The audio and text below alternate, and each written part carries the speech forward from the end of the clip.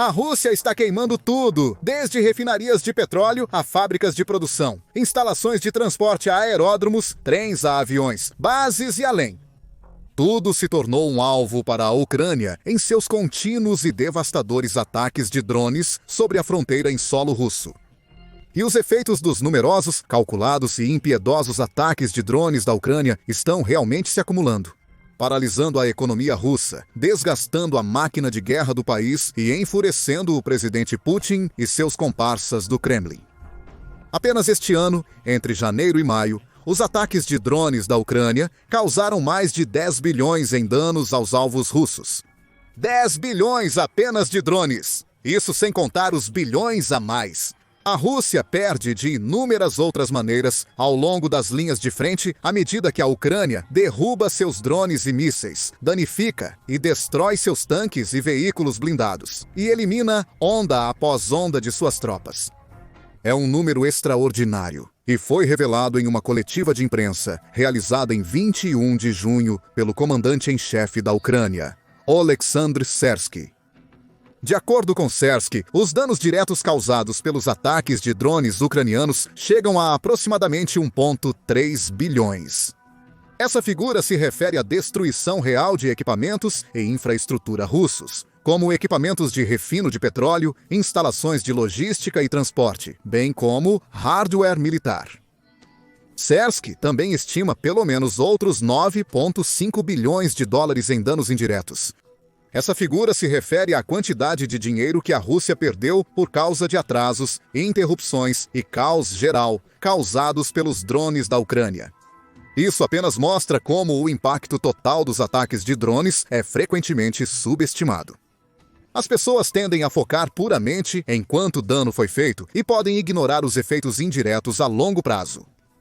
Por exemplo, se um drone atinge um trem, como a Ucrânia fez com sucesso em várias ocasiões, existem vários danos a serem levados em conta. Primeiro, o dano ao próprio trem, mais o que ele estava carregando no momento. Mas em segundo lugar, e talvez mais importante, haverá danos às linhas ferroviárias também. Então, levará tempo, mão de obra e recursos da Rússia para limpar os escombros e destroços e depois reconstruir a seção da pista danificada. Enquanto isso, essa seção da linha ferroviária não pode ser usada, o que pode significar que a Rússia não pode enviar suprimentos vitais para as tropas em áreas-chave ao longo das linhas de frente. E que tem que gastar ainda mais tempo e dinheiro para descobrir rotas alternativas para transportar comida, munição, tropas e equipamentos para onde precisam estar. A mesma lógica se aplica quando drones ucranianos atingem vários outros alvos, como pontes que precisam ser reconstruídas ou hubs logísticos. O que causa todo tipo de interrupção, bem no interior da máquina de guerra da Rússia, e é exatamente isso que a Ucrânia está mirando. Sabe que seu exército é notavelmente mais fraco que o da Rússia. Tem menos tropas, com cerca de 900 mil para os 1,3 milhões da Rússia. Um orçamento militar significativamente menor, com a Rússia continuamente aumentando seus gastos com defesa cada vez mais à medida que a guerra continua, e forças menores e mais fracas. Em muitas áreas, seja no ar ou no chão, a Rússia pode contar com quantidades colossais de veículos blindados, caças, helicópteros de ataque, tanques, sistemas de artilharia e assim por diante. É uma luta de Davi contra Golias, e a Ucrânia entende isso. Então, em vez de tentar atacar a Rússia de frente, ou tentar uma abordagem de força bruta condenada ao fracasso, as forças armadas da Ucrânia têm que pensar de maneira inteligente e estratégica, atingindo os tipos de alvos que enfraquecerão e retardarão os invasores russos. O próprio Syrskyi admitiu isso na coletiva de imprensa, observando que os muitos ataques de drones da Ucrânia em 2025, até agora, visavam enfraquecer o potencial militar e econômico da Rússia. Cada um é projetado para não apenas danificar, mas interromper o esforço de guerra russo, forçando Putin e seus comandantes a adiar seus planos, reescrever suas estratégias e voltar à prancheta de desenho repetidas vezes. Além disso, como a Ucrânia não tem o mesmo orçamento militar massivo que a Rússia, ou as gigantescas hordas de hardware e as gigantes instalações de produção de drones que a Rússia está construindo, ela tem que fazer seu equipamento valer a pena, tem que extrair o máximo de valor de cada ataque, e se as estatísticas servem de indicativo, está fazendo um trabalho impressionante. Na conferência, Sersky revelou o fato surpreendente de que os ataques de drones de longo alcance da Ucrânia são incrivelmente custo-efetivos. Para cada dólar gasto nas operações, cerca de $15 são causados em danos à Rússia. Isso é uma proporção de 15-1 a favor da Ucrânia. E é o tipo de estatística que vai absolutamente enfurecer Putin, especialmente em um momento em que a economia russa está em crescente turbulência. Chegou até mesmo a um ponto recentemente onde 2 altos funcionários russos falaram sobre o custo da guerra e como isso poderia em breve levar a uma fase de crise econômica. O ministro da Economia do país, Maxim Reshetnikov, afirmou que a economia do país está bem e verdadeiramente à beira de uma transição para a recessão. Enquanto isso, a governadora do Banco Central da Rússia, Elvira Nebulina, disse em 20 de junho que o ímpeto por trás da expansão econômica da Rússia está rapidamente desaparecendo. E o país está esgotando importantes recursos internos que ajudaram a mantê-lo à tona durante a guerra até agora. Mais notavelmente, ela apontou para os ativos líquidos do Fundo Nacional de Riqueza da Rússia, que está diminuindo a um ritmo recorde. À medida que a Rússia retira desse fundo para cobrir o custo cada vez maior de sua invasão. Isso se liga a relatórios do início do ano. Em maio, por exemplo, Anders Aslund, um renomado economista sueco, previu que o Fundo Nacional de Riqueza da Rússia poderia se esgotar completamente até o outono deste ano. Observando que o fundo já havia caído de cerca de 117 bilhões em 2021 para apenas 31 bilhões no final de 2024, disse Aslan. A escassez mais crítica, no entanto, é o financiamento orçamentário, já que as últimas reservas líquidas da Rússia provavelmente se esgotarão no outono de 2025. Cortes no orçamento, então, se tornarão necessários. Enquanto isso, a economia de guerra também pode exigir controle de preços e racionamento, antigos pecados soviéticos. À medida que o risco de um colapso financeiro aumenta, a economia ameaçada da Rússia está prestes a impor sérias restrições à guerra de Putin. Muitos outros especialistas econômicos de todo o mundo previram estagnação, recessão, crises e colapsos com a economia russa. Mas esta é uma das primeiras vezes que os próprios oficiais russos alertaram publicamente o Kremlin sobre os custos da guerra. Vladimir Milov, um político de oposição russo e ex-conselheiro econômico do governo, acredita que isso é um sinal de quão ruim a situação está. Pois até mesmo os chefes de bancos da Rússia e o ministro das Finanças não podem mais esconder a cabeça na areia e fingir que a economia está bem. Esses oficiais russos reconhecem sua responsabilidade pelo fracasso de toda essa política. Eles entendem que terão que enfrentar as consequências e não podem ignorar a realidade. O momento tinha que chegar quando eles falariam abertamente sobre isso. Então eles falaram. Como esperado, Putin rapidamente apareceu para minimizar os avisos. No recente Fórum Econômico Internacional de São Petersburgo, ele afirmou mais uma vez que a economia da Rússia é forte. Apesar do custoso esforço de guerra e inúmeras sanções impostas à Rússia por outros países ao redor do globo, ele até afirmou que a economia da Rússia estava crescendo mais rápido que a média global. Mas os dados não mentem, e as estatísticas pintam uma imagem muito diferente da imagem otimista que Putin quer retratar.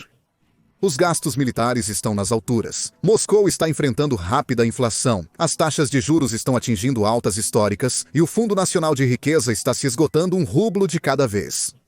Como explicou Milov, todo o chamado milagre econômico da Rússia, após a invasão em grande escala e as sanções, se resumiu a um único fator. O governo queimou suas reservas financeiras acumuladas para sustentar a economia. Haveria um momento em que esses recursos se tornariam tão escassos que todos começariam a falar sobre isso muito seriamente. Investimentos não estão chegando à Rússia. Tudo está se desenvolvendo apenas à custa de fundos orçamentários, e os fundos orçamentários estão sendo reduzidos. Outra especialista no assunto, a cientista política russa, exilada Ekaterina Shulman, explicou como, à medida que a economia russa fica cada vez mais fraca, a pressão inevitavelmente aumentará sobre Putin. E o povo pode finalmente se voltar contra ele em massa. Uma forte desaceleração econômica, Uma súbita deterioração nos padrões de vida observada em coisas como salários e pensões não pagos, escassez de bens essenciais, serão interpretados como um sinal de fraqueza daqueles no poder.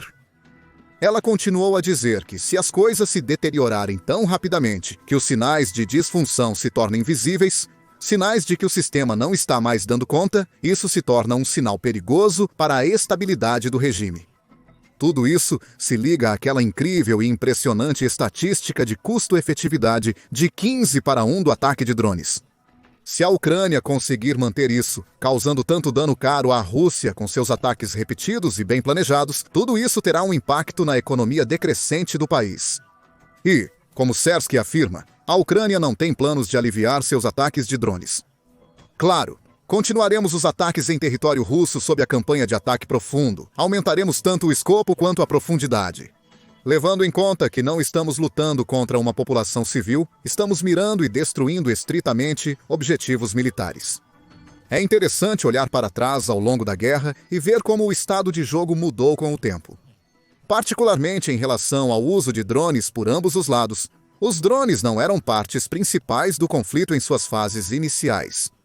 A Rússia preferiu se apoiar em um modo mais convencional de guerra, avançando sobre as fronteiras da Ucrânia, com tanques e veículos blindados, cavando trincheiras, fortificando posições e ganhando terreno pouco a pouco através da atrito. Enquanto isso, a Ucrânia teve pouco tempo para pensar em drones ou contra-ataques. Suas forças estavam muito ocupadas, tentando se entranhar e defender a terra que tinham. Com o tempo, as coisas mudaram. À medida que a guerra avançava, a Rússia começou a usar drones com cada vez mais regularidade. Em 2022, alguns meses tiveram apenas dezenas de ataques de drones, mas em 2023, o número total de ataques subiu para 4.700, depois quase triplicou em 2024, com um total estimado de 13.800 ataques de drones. Em 2025, a Rússia intensificou ainda mais seus ataques, com alguns meses registrando mais de 2.000 ataques de drones. A Rússia se tornou tão dependente de drones que eles agora representam cerca de 70% de todas as mortes e ferimentos na Ucrânia. E os soldados e civis ucranianos foram levados a temer o zumbido distinto, o som de zumbido dos drones no céu. Eles também tiveram que se adaptar, dependendo fortemente de sistemas de defesa aérea, muitos dos quais foram fornecidos por aliados ao redor do mundo, como o Infrared Imaging System TAIL, Thrust Vector Controlled SLM alemão, para derrubar drones do céu. No entanto, mesmo que a Ucrânia tenha encontrado novas maneiras de se defender, a Rússia manteve a pressão, investindo pesadamente em drones iranianos Shahed-100 e 36-131 para atingir alvos em toda a Ucrânia, enquanto também melhora sua produção doméstica de drones. A Rússia, recentemente, construiu uma enorme fábrica de drones na Zona Econômica Especial de Alabuga, por exemplo, que se diz ser capaz de produzir até 6.000 drones por ano. Além disso, a Rússia está investindo em treinamento de operadores de drones e buscando maneiras de tornar seus drones mais inteligentes e mortais, como a incorporação de tecnologia de inteligência artificial que poderia permitir que os drones voassem e atingissem alvos de forma completamente autônoma. Mas a Ucrânia também fez alguns avanços significativos na guerra de drones. Na verdade, é possivelmente mais forte e mais habilidosa das duas partes neste departamento. Aqui está o motivo pelo qual a Rússia frequentemente depende da força bruta para realizar as coisas, e isso é claramente evidente em como ela usa seus drones. Ela regularmente envia ondas massivas deles para além da fronteira para atingir alvos ucranianos. Alguns têm sucesso, encontrando seu caminho até o local-alvo e tragicamente causando danos, destruindo prédios e matando ou ferindo soldados e civis.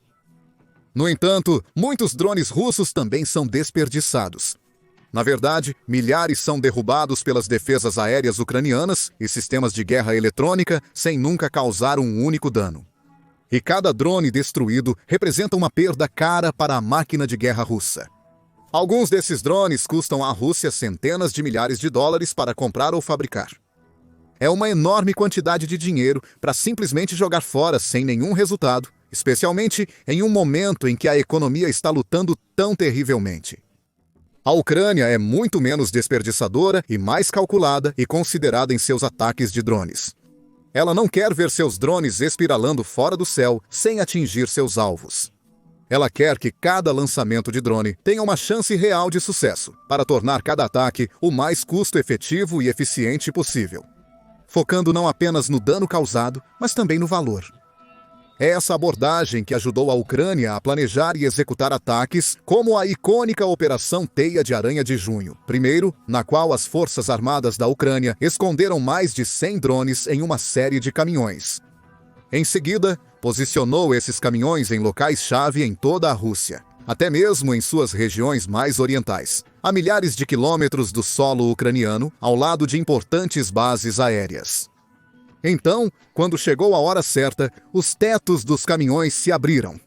Dezenas de drones subiram aos céus e pegaram os russos completamente de surpresa, atingindo vários jatos caros e importantes que estavam estacionados nas bases naquele momento.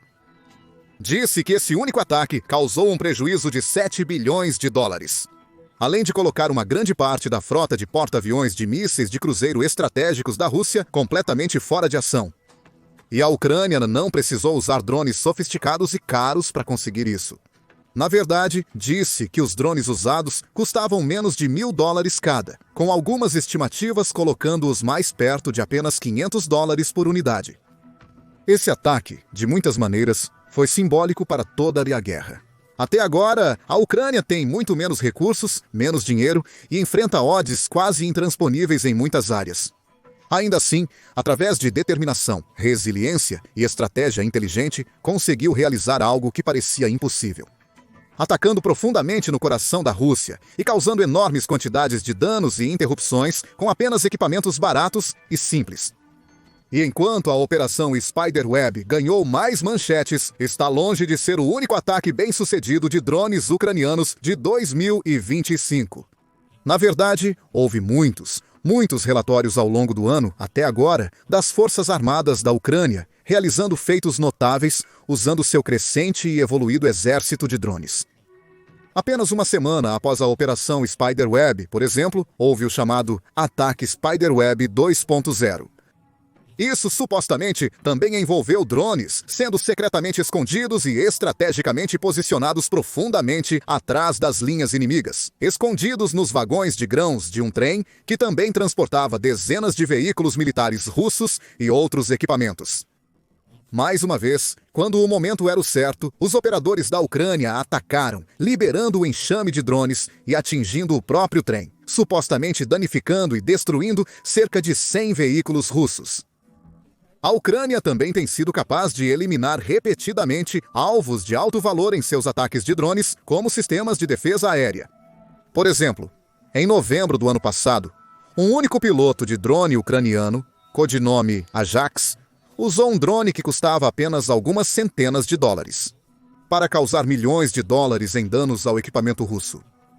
Ajax estava realizando uma missão na época em que se deparou com um sistema tático de defesa aérea, Sistema de Defesa Aérea OSA russo. Ele aproveitou a oportunidade, atingindo o Sistema de Defesa Aérea OSA e assistindo com prazer enquanto o sistema explodia em chamas, representando até 10 milhões de dólares em danos com um único golpe.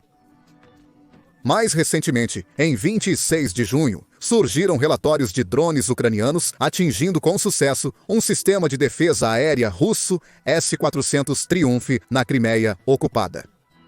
Imagens em vídeo deste ataque foram compartilhadas no canal do Telegram da inteligência militar ucraniana, mostrando vários drones se concentrando e atingindo seus alvos, eliminando sistemas de radar. E o próprio lançador S-400. E disse que o sistema custa cerca de $500 milhão. Mesmo que não tenha sido totalmente destruído, certamente terá sofrido milhões em danos. Além disso, toda vez que os drones ucranianos eliminam sistemas de defesa aérea, como este, torna-se ainda mais difícil para a Rússia detectar e destruir seus drones em futuros ataques nessas mesmas áreas. Isso, novamente, se liga àquela estratégia ucraniana tão importante de focar seus ataques nos alvos mais significativos, aqueles que causarão os maiores problemas e interrupções para a Rússia lidar. Além disso, mesmo que a Ucrânia tenha usado regularmente drones baratos e simples para muitos de seus ataques mais bem-sucedidos. A Rússia deveria estar preocupada com alguns dos incríveis avanços que seus oponentes estão fazendo na tecnologia de drones. No início deste ano, por exemplo, a Ucrânia revelou sua mais recente série de drones subaquáticos, Toloka TLK. O TLK-150, o TLK-400 e o TLK-1000. O TLK-150 é o menor do grupo, mas incrivelmente rápido e capaz como um drone kamikaze aquático com um alcance operacional de mais de 60 milhas. E uma variedade de tecnologias de comunicação e vigilância embutidas, incluindo uma câmera, imagem térmica, sistema de posicionamento global e antenas de comunicação. Poderia ser usado para atacar coisas como infraestrutura de cidades portuárias, pontes e navios da Marinha Russa.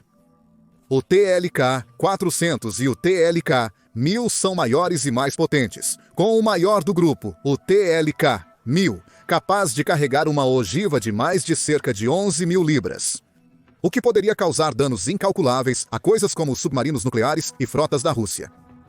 Portanto, enquanto os drones aéreos da Ucrânia devastam a Rússia em terra, seus drones subaquáticos também poderiam em breve causar estragos em seus mares e vias navegáveis. De qualquer forma, está claro que os ataques de drones ucranianos têm sido uma força que muda o jogo e vira a maré na guerra. Em 2025, obliterando inúmeras peças valiosas de hardware e infraestrutura russa, deixando o Kremlin em caos, esmagando a economia russa e levando a outrora poderosa máquina de guerra russa a seus joelhos. E não há nada que Putin possa fazer a respeito. Agora, saiba mais sobre o crescente domínio de drones da Ucrânia em nosso vídeo recente, detalhando como os drones estão eliminando a artilharia russa do mapa. Um sistema de cada vez. Ou confira nosso relatório da recente cúpula da OTAN, na qual líderes mundiais prometeram um apoio maior e melhor para a Ucrânia do que nunca antes. E, finalmente, certifique-se de se inscrever também no nosso canal de notícias confiáveis, para reportagens atualizadas e confiáveis sobre a guerra e outros eventos importantes em todo o mundo.